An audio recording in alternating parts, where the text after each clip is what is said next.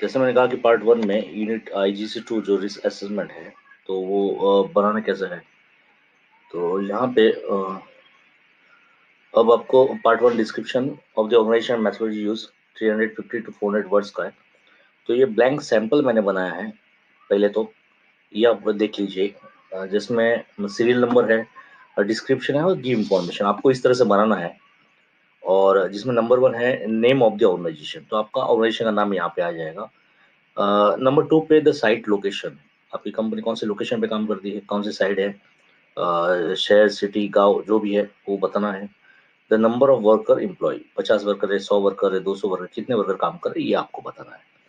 फिर general introduction include product manufacturing service offered, तो आपकी कंपनी के बारे में एक इन्फॉर्मेशन देने की भाई कंपनी मैन्युफैक्चरिंग क्या करती है, क्या सर्विस प्रोवाइड करती है और टाइप ऑफ एक्टिविटीज़ क्या है। जैसे मैंने कहा था कि आपको एक्टिविटीज़ आपके पास जितनी ज़्यादा होगी साइट पे जो भी एक्टिविटीज़ या काम चल रहा है, तो आपको हज़ार सेकंड पार्ट में फाइंड आउट करना बहुत ईज़ी हो जाएगा। और शिफ्ट पैटर्न, 3 शिफ्ट में काम चल रहा है, 2 शिफ्ट में काम चल रहा है और कितने घंटे का काम चल रहा है। सुबह जैसे 10 से शाम को 6 बजे तक का काम चल रहा है, तो ये आपको जैसे बताना है। Then description of the area to be included research assessment, कौन से एरिया का आप रिसर्च कर रहे हो वो बताना है। और जब हम आगे बढ़ते हैं तो methodology used to include source of information. Methodology यानी कार्य पद्धति क्या है उसकी, तो हु वाज कंसल्टेड और किससे आपने बात की, साइट पे से वर्कर से की या सुपरवाइजर फोरमैन से की, and how you decided to additional control measures वहाँ पे चाहिए। अब यही फॉर्म को आगे पेज में आगे इसमें मैंने फिल किया है एक एग्जांपल के लिए। जैसे name of the organisation ABC engineering and construction company है मेरी यहाँ पे, आप देख सकते हो। And the site location Sharjah UAE का है। नंबर ऑफ वर्कर एम्प्लॉय, जैसे यहाँ दिखा है मैंने 100 वर्कर्स काम कर रहे हैं। और इसके बाद फिर general introduction include product manufacturing service offer type of activities shift pattern, जिसमें general introduction include product manufacturing service offer में जैसे ये बताया कि ABC engineering and construction company is ISO 14001 and OSHA 18001 है।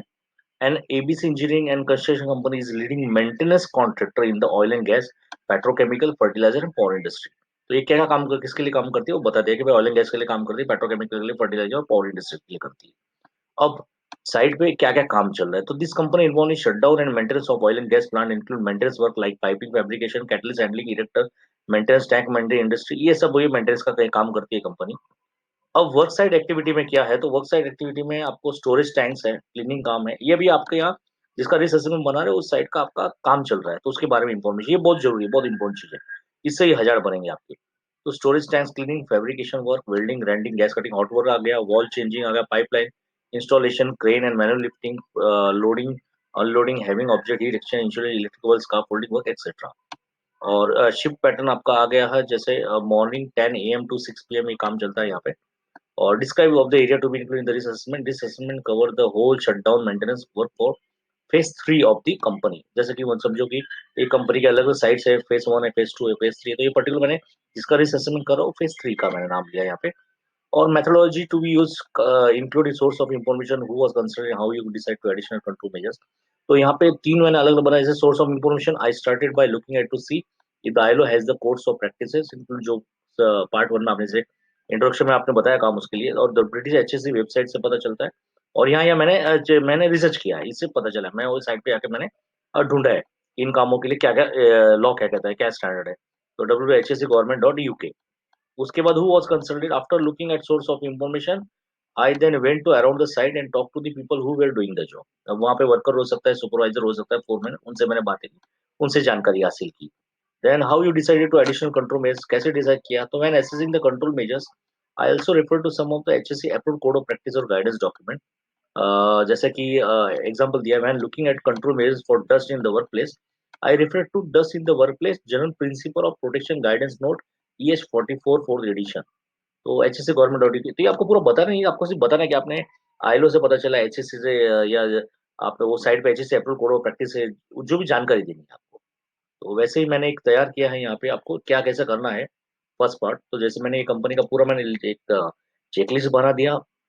और इस तरह से मुझे ईज़ी हो गया अब ये बनाने के लिए। जब तो इसलिए आप जब प्रोजेक्ट में आप लिखोगे तो इस तरह से लिखना है। वो तो एक चेकलिस्ट हो गई आपको समझने के लिए, आपके लिए ईज़ी हो गया। लेकिन जब आप बनाते हो प्रोजेक्ट के अंदर वास्तविक रूप से आप जब लिखते हो तो इस तरह से लिखना है, जैसे I have inspected ABC engineering and construction company which located at Sharjah UAE and employed 100 workers, यानी पहले के 2